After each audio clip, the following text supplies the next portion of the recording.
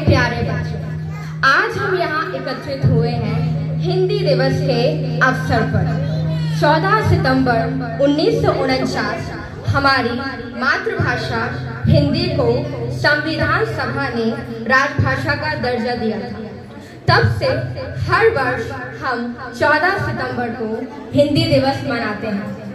अब मैं अनुरोध करूंगी केजी के बच्चों से कि वह आए और हमारी प्राचार्य महोदया जी का स्वागत करें। बहुत बहुत धन्यवाद। नई सुबह की किरणों के संग आपका स्वागत है इन खुशियों भरे रंगमंच पर। अब मैं अनुरोध करूंगी सृष्टि भारद्वाज से कि वह आए और स्वागत करें हमारे अतिथि का मीठे शब्दों से। हिंदी से या हिंद बना है, हिंदी से या हिंदुस्तान, हिंदी से तो प्यार करो तो बढ़ जाएगी इसकी शान। माननीय प्राचार्य जी, अतिथिगण, शिक्षकगण और मेरे सभी सहपाठीगण, सभी को मेरा नमस्कार।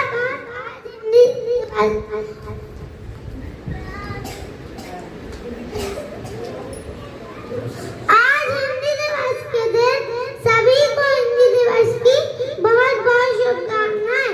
मैं हमारे माननीय मुख्य अतिथि श्रीमती अभिलाषा मैम का स्वागत करती हूँ, जो समय निकालकर हमारे इस कार्यक्रम पे आई हैं। मैम हमारे विद्यालय में हिंदी शिक्षिका के पद पर कार्य करती हैं और उनका कार्य बहुत ही सराहनीय है। धन्यवाद।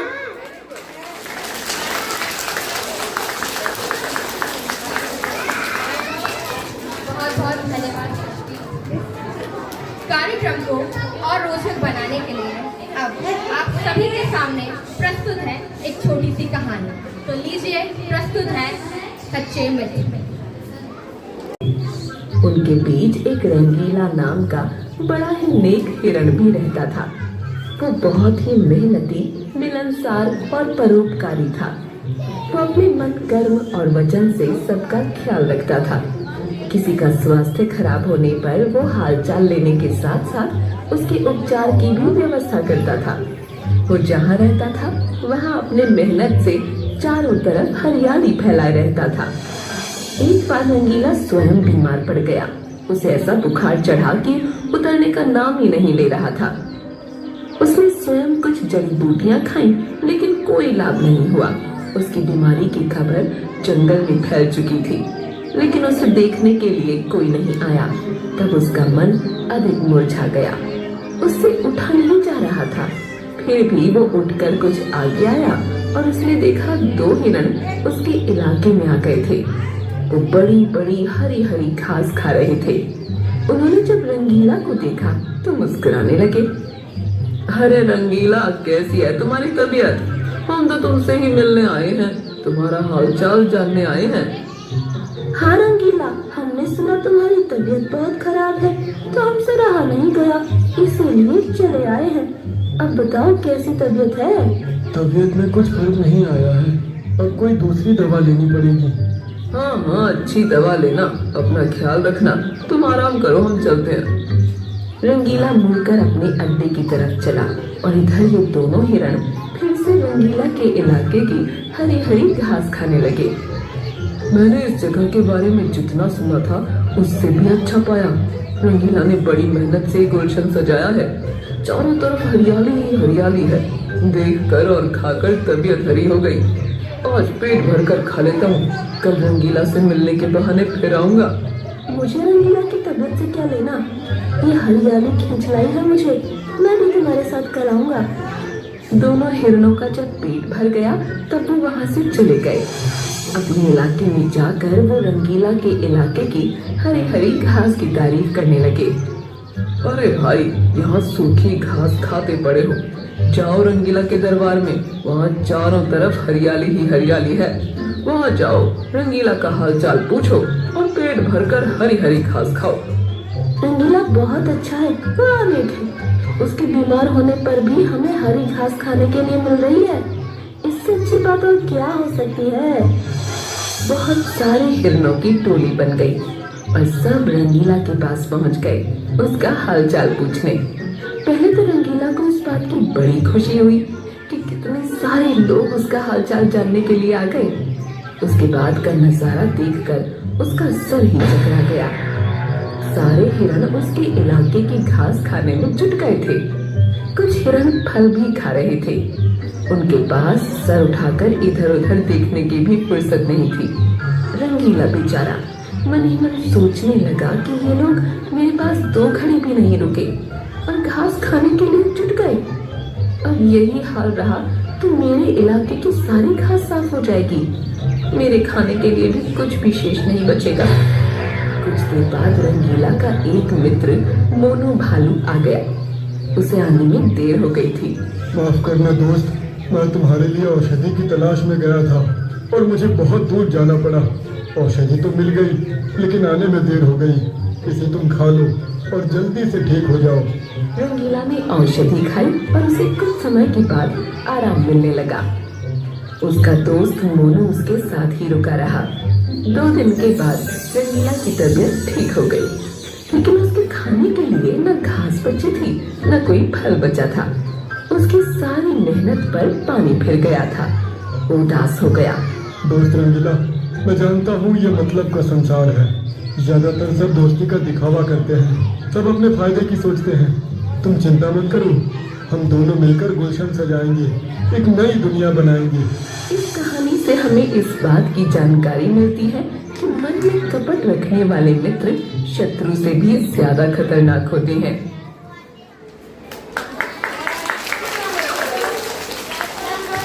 कहानी कैसी थी? मजा आया सबको? कहानी का नाम है सच्चे झूठे मित्र। तो सच्चे और झूठे मित्रों की पहचान हमें अपनी कठिन परिस्थितियों में ही ज्ञात होती है। बहुत बहुत धन्यवाद। हिंदी दिवस की हार्दिक शुभकामनाएं। बहुत ही सुंदर कहानी थी। भाषा के बिना कला अधूरी और भाषा के बिना संस्कृति भी अधूरी है। तो चलिए अब हम सब मिलकर आनंद लेते हैं एक सुंदर सांस्कृतिक नृत्य प्रस्तुति का, जो कि केजी से अब अनाव्या द्वारा प्रस्तुत की जाएगी।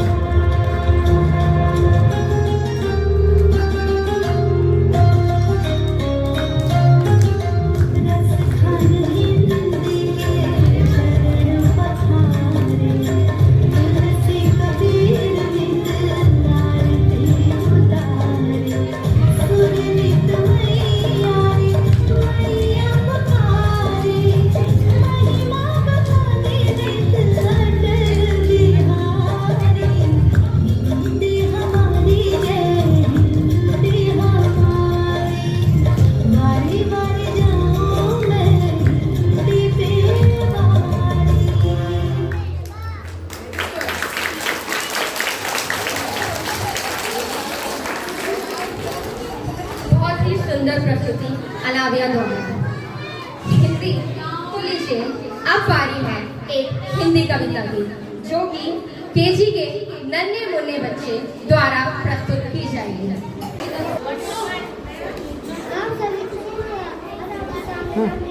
कविता बोले जाएंगे।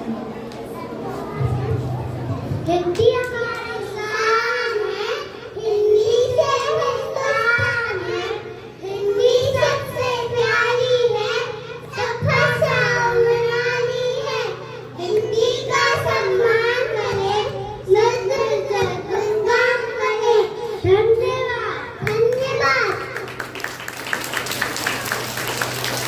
कविता की। हिंदी हमारी संस्कृति की आत्मा है, हिंदी हमारी पहचान है। अब प्रस्तुत है हिंदी भाषा पर आधारित एक भाषण जिसे सुनकर हमें अपनी मातृभूमि पर गर्व होगा। तो मैं आमंत्रित करती हूँ मिसेस सुमन मिस्को कि वो आए और हिंदी के बारे में हमें कुछ बताएं।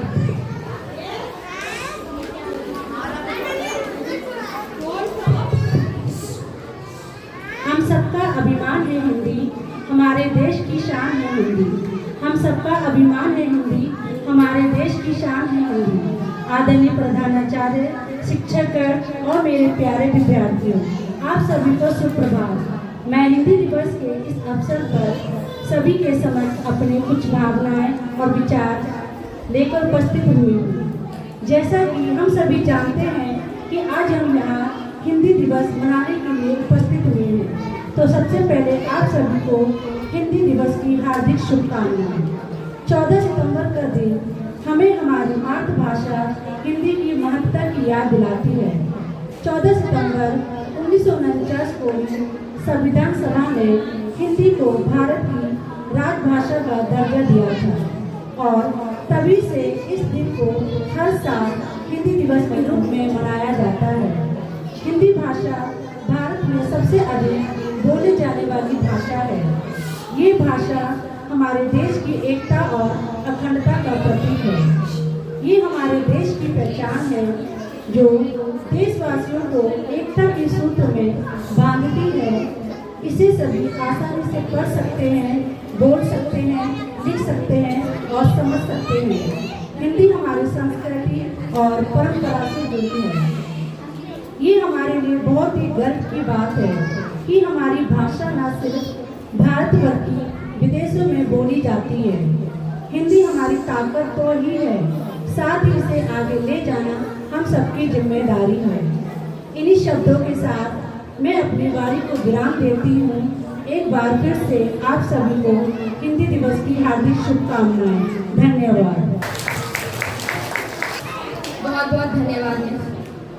कार्यक्रम को और रोचक बनाने के लिए आप सभी के सामने प्रस्तुत है KG2 के बच्चों द्वारा एक छोटी सी गतिविधि। तो लीजिए प्रस्तुत है हिंदी गतिविधि।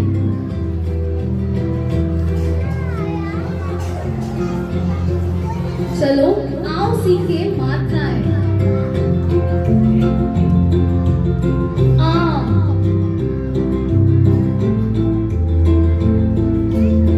अब, आखिरी मात्रा म,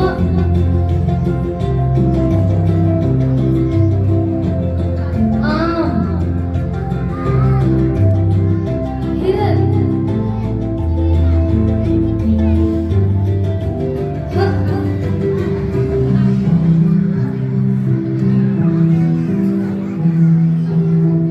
छुट्टी की मात्रा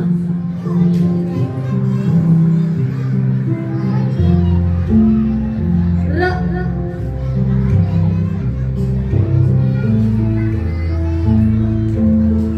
न,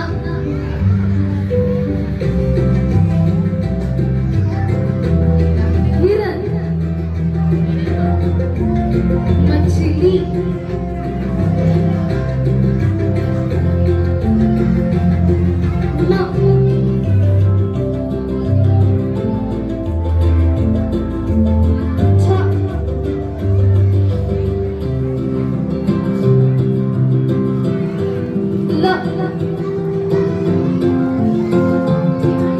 बड़ी की मात्रा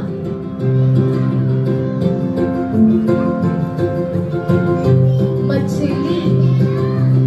तो ये भी हमारी हिंदी गतिविधि। धन्यवाद।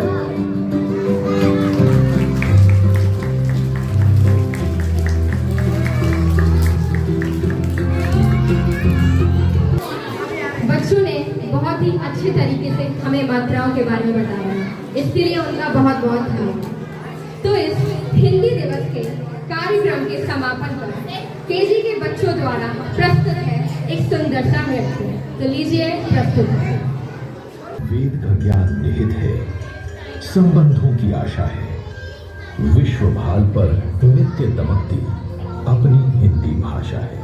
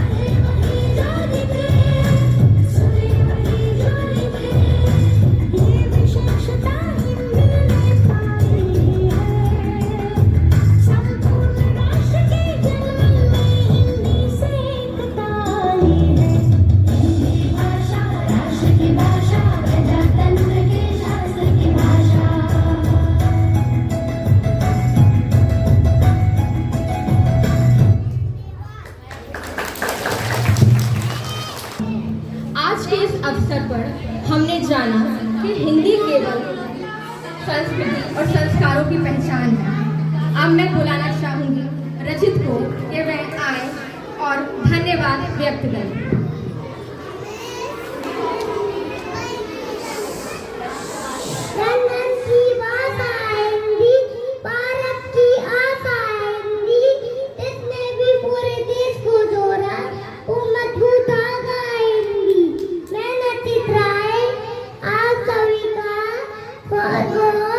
धन्यवाद करता हूँ। आपने हिंदी दिवस कार्यक्रम में शामिल हुए, आप सभी का बहुत बहुत आभार व्यक्त करता हूँ। धन्यवाद।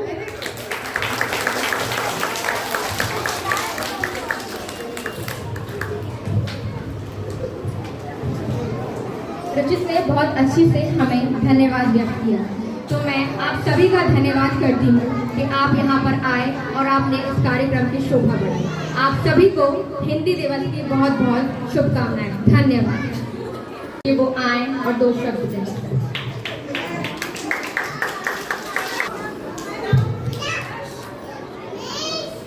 आदरणीय सिस्टर प्रिंसिपल, शिक्षकगण और मेरे प्यारे सभी बच्चों के लिए हिंदी दिवस की ढेर सारी शुभकामनाएं। जैसा कि हम सभी जानते हैं, हिंदी दिवस 14 सितंबर को पूरे भारत देश में मनाया जाता है, क्योंकि इस दिन सन 1949 को हिंदी भाषा को राजभाषा का दर्जा मिला और इसी उपलक्ष्य में जो हमारे प्यारे बच्चे हैं प्रस्तुतियाँ देते हैं, वो इसी वजह से देते हैं कि हिंदी भाषा का प्रचार प्रसार व विकास हमेशा होता रहे, यह भाषा कहीं खो ना जाए। इसी उपलक्ष्य में ये प्रस्तुतियाँ दी जाती हैं। धन्यवाद। बाकी प्री प्राइमरी टीचर्स के लिए I am so proud of you. Thank you so much.